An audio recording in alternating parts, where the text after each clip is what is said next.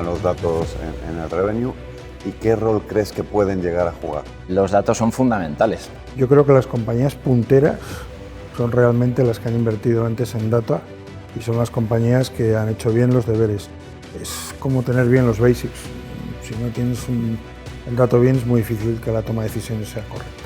Conocer a tu consumidor, a tu comprador, a tu canal, las ocasiones de consumo, la elasticidad a los precios, cómo se maneja. O sea, todo el conocimiento, y eso requiere datos. El manejo de la información es muy relevante, es decir, invertir en información, pero también invertir en herramientas que te ayuden a canalizar toda esa información y transformarlas en insights relevantes que te ayuden a tomar decisiones. Bienvenido, Enrique, a nuestras charlas de Charlando sobre RGM. Es un gusto tenerte aquí como experto de IA y de Data Analytics. En las anteriores sesiones que hemos tenido con expertos, que eran más expertos de puro negocio, ellos le dan mucha importancia y una de las cosas que lo ven como un desafío es en cómo aprovechar, ya no tanto a grandes avances analíticos, sino oye, cómo aprovechamos el data y explotamos bien el data para de alguna manera tener cierta transformación en cómo gestionan el revenue, ¿no? Las compañías que entienden muy bien por qué sus clientes le compran siguen haciendo cosas y son capaces de añadir, innovar y perdurar, ¿no? Aquellas que no saben realmente por qué les están comprando acaban tomando decisiones equivocadas de precio, de promociones, de surtido. Sí, se pueden quedar en la mitad de los dos mundos, que es nada, ¿no? Veíamos empresas que podían estar más sofisticadas, pero había muchas, y sobre todo en el sector consumo, que todavía se cuentan con grandes desafíos e incluso de que ni siquiera tienen el dato bien estructurado y con alta calidad, ¿no? Entonces, ¿qué grandes desafíos ves ahí y cómo los pueden solventar? Necesitas datos de calidad, datos agrupados, no desagregados y que además tengan un sentido de negocio, ¿vale? Segundo, necesitas luego de tener determinadas capacidades a la hora de trabajar con ellos. Hoy por hoy, eso que antes quedaba relegado a un grupo de data scientists, unos tíos de BI muchas veces, o gente a lo mejor que estaba trabajando con algunos ecosistemas muy particulares, muchas veces pegados de la solución del vendor tecnológico. Yo creo que al final, hoy, una de las cosas buenas es que se está comoditizando. El acceso a trabajar con muchos de estos datos, con muchos de estos modelos, es más fácil que antes. Entonces, eso es importante porque permite probar más. Tercero, hay que probar. Yo creo que una de las cosas buenas de todo lo que hemos vivido es que la gente se ha puesto a hacer un montón de cosas.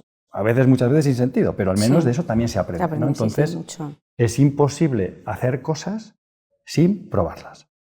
Cuarto, yo creo que hay un tema, y ya entro un poco cuando hablamos de generativa, ¿vale? Que es lo más novedoso. Cuando hablamos de IA, en realidad hablamos de muchas más cosas. Hablamos de Machine Learning, hablamos de Deep Learning, pero realmente la gente está hablando de generativa.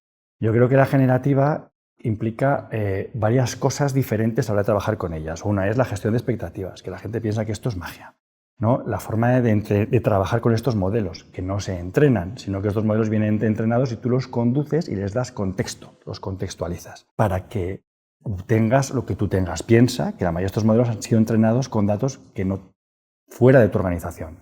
Internet, bases de datos externas, unos tíos haciendo noise con sistemas de reward y recompensas, entonces, pero no saben sobre tu compañía y lo que tienes tú, etc. Entonces, aquí hay cosas que hacer.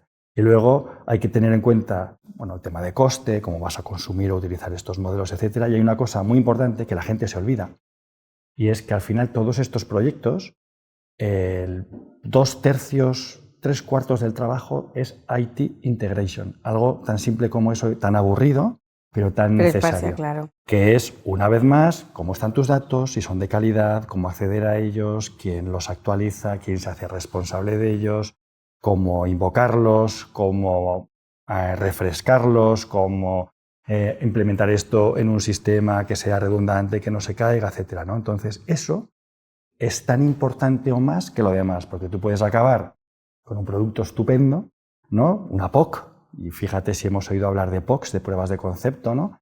Pero ¿cuántas de estas POCs están en producción? Muy pocas. Yo creo que una de las cosas que se está viendo es, todo el mundo te dice, no, tengo un modelo del dato, un gobierno del dato estupendo. El problema es que ahora hablamos de información mucho más vasta, más extensa, y desagregada y desestructurada. Ahora la información puede venir en un email, puede venir en una red social, puede venir en un comentario que te han dejado en la web, puede venir en documentos de una índole súper diversa, Y cuando hablamos, por ejemplo, en un contexto de Revenue Growth Management, es que pueden ser desde cómo publicas tú tus ofertas, ¿no? Y lo que utilizas para publicarlas, o lo que está haciendo la competencia, que también tienes que 100%, ingestarlo. 100%. ¿No? Entonces, gestionar toda esa ingesta de datos es diferente a como se hacía antes. Y además ahora, así como cuando trabajas con Machine Learning, es bastante determinista, ¿no? Tú corres el algoritmo y dices, da 4,7. Y dices, pues yo tendría que dar 4,8. O sea, pero si repites otra vez la prueba con los mismos datos, te va a dar siempre lo mismo. No. Siempre lo mismo. Aquí Esto no. Aquí tú coges lo mismo, el mismo dataset, le metes el mismo contexto, el mismo prompt, etcétera, y te vas a sorprender de que no es exactamente igual una respuesta a otra. Y tienes que vivir con eso, y tienes que aprender a testar respuestas que son probabilísticas, ¿no? Que lo hacen muy bien, que la probabilidad es cada vez mejor y que cada vez tienen menos sesgo y cada vez son más precisas, pero no es determinista. ¿En qué palancas crees de RGM, si hablamos de promoción, precio o surtido, en qué palancas crees que puede tener más impacto? A ver, va a sonar un poco a la gallega, pero yo creo que en todas. En todas, ¿no? Porque hoy puedes hacer promociones mucho más precisas. ¿Por qué? Porque tienes más datos que antes y los puedes trabajar mejor y posiblemente deberías ser capaz de actualizarlos y tomar decisiones de una forma más dinámica, no tan estática. Esto es una de las ventajas y eso influye en el precio, porque también puedes escuchar mejor lo que se está moviendo, promociones, y en el surtido. Y añadiría una más, que es el ecosistema, que es la relación con... No es lo mismo que seas un intermediario, ¿no?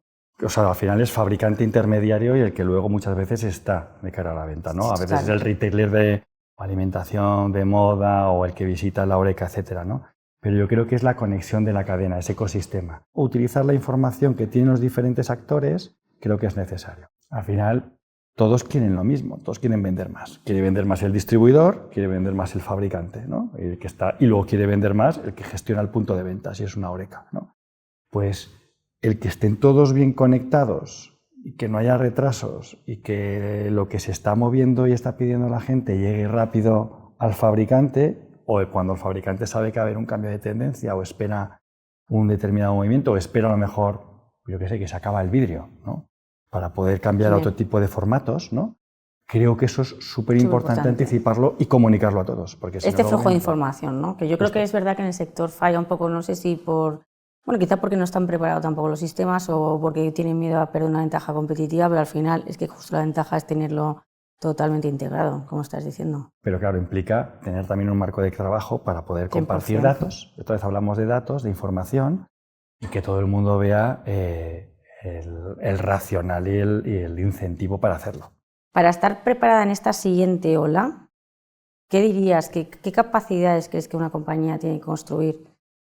A ver, para sacar todo el potencial, ¿no? De la analítica actual. Bueno, primero creérselo. Tener claro que este es el camino. Si tú te lo crees, es cuando empiezas a hacer cosas, ¿no? Entonces, lo siguiente es empezar a hacer algo, ¿no? Aunque sea para aprender, sabiendo que te vas a equivocar. Uno de los errores, se cometen muchos, ¿vale? Es pensar en que sea perfecto, ¿no? Yo creo que hay que empezar, y otro es empezar por las cosas más complejas. Entonces, eso pasa mucho. Empecemos por cosas más sencillitas y vayamos aprendiendo. No, me ha gustado, o sea, ponemos el foco y ya tiramos de las herramientas analíticas para conseguir ese foco. Las herramientas analíticas son un medio. Y es al final es para eso. Son un medio, no son el fin, es un medio que hoy por hoy es mucho más accesible y cada vez funcionan mejor. Sí, ¿no? Y que va en línea a lo que decías al principio, ¿no? Que muchas veces nos ponemos como si fuera el fin, esto de la IA, sin acabar de recordar que esto es un medio en un fin. Efectivamente. Pues nada, Enrique, muchísimas gracias por tu tiempo. Muchas gracias a ti por invitarme a este maravilloso espacio, ¿no? Y que lo repitamos más.